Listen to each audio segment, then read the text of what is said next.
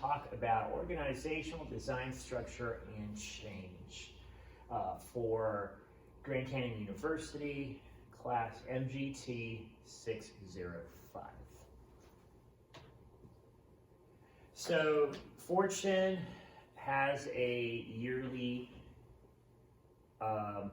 list of these top companies most enduring to work with. So there's a list of attributes that they're looking for each company.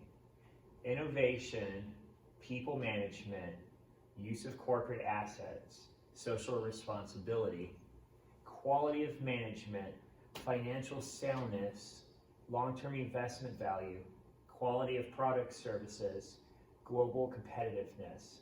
So what they'll do is they'll rack and stack all these companies, they'll assign values to it, and that determines the score each company gets. The company that I chose to talk today is USAA.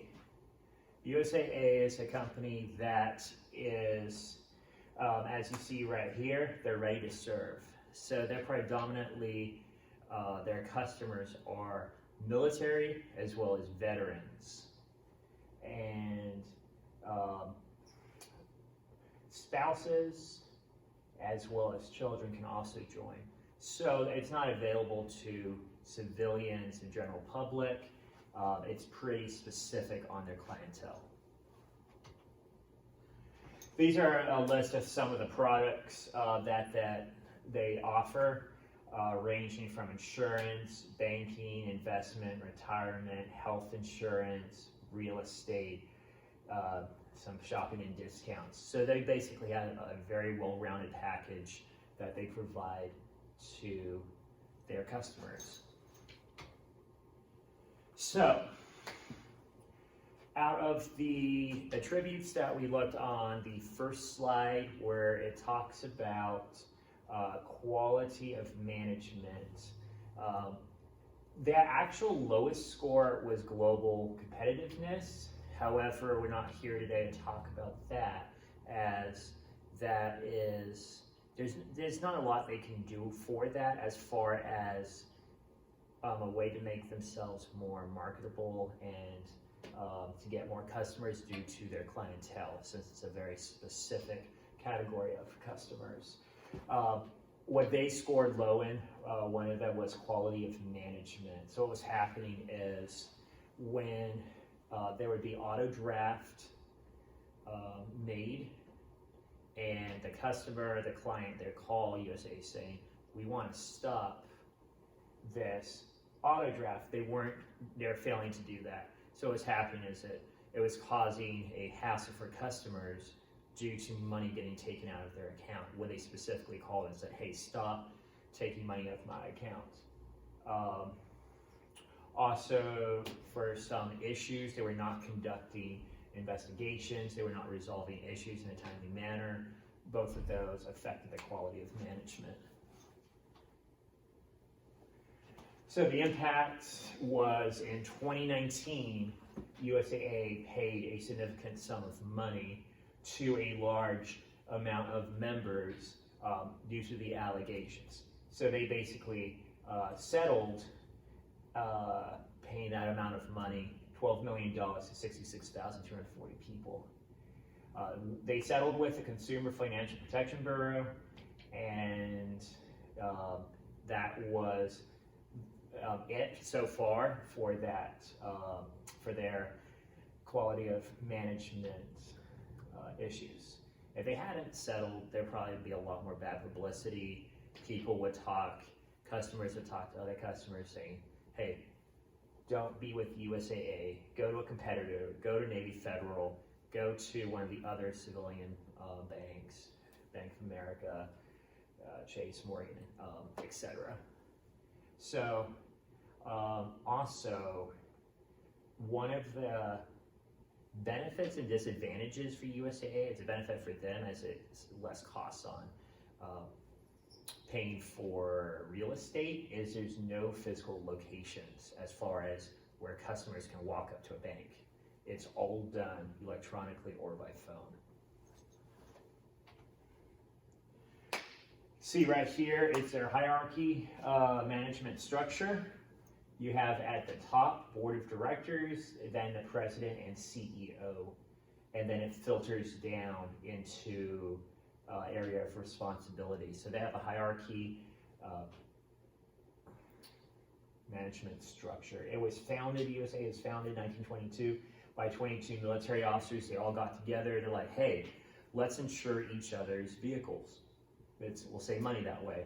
And then, since then, almost 100 years later, here we are, USAA being this huge company.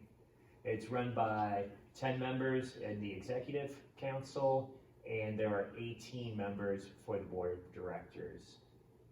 And like I said, mentioned before, the customers are military as well as veterans and spouses, family members.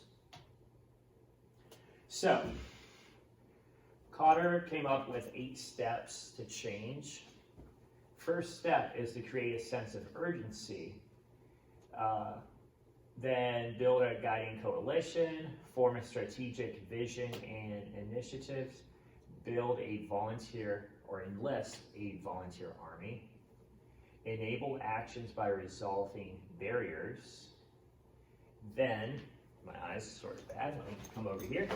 Generate short-term wins, sustain acceleration, and institute change. So this model, basically what will happen is you'll start here and following each step until you have the change that you so desire.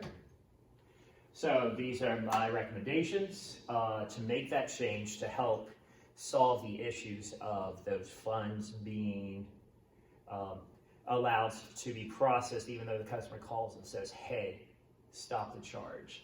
So this is what I do as a management point of view.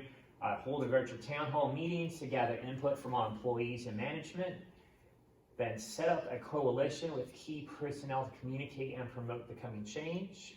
The coalition will develop a vision and plan the change, send out a memo to all employees of USAA explaining the change, train the employees on the new change, conduct surveys, feedback regarding the new change. Just want to hear how it's been going, if the change, if it was productive, if we need to tweak it a little bit. Reward the employees who are having success with the new changes. Not everyone wants to try new things. Some people want to do the old ways of doing things. It might have been, the company's been 98 years. They might have been there 20, 30 years, so they're stuck in their habits. So want to reward those who make the effort to make the new change. And then 7, make more changes necessary. And last, ensure the changes last by having management check on the new changes. So basically, these 8 steps align with the previous slide. Some challenges possibly to be faced is from the organization. Overdetermination, to narrow the focus of change, threat and expertise. Again, those who have been doing certain things the whole way, they're threatening their power. Some individual challenges is habit. Again, the employees are used to doing a certain way of doing things. Security, then they don't know, fear of the unknown, social factors, as well as lack of awareness. There's a whole bunch of strategies for managing change from a management point of view. The model is a continuous change process of organizational change. It's a continuous way to change. Starts step 1 and then continues on. Forces for change, recognize, define the problem solving process, then the change agent, measure, evaluate, control. Implement the change. And 5 is measure, evaluate, control. And some ways to get the change is to have training for management, to conduct the training, to be there for the employees to answer any questions they might have, to get that reassurance of everything is going to be okay.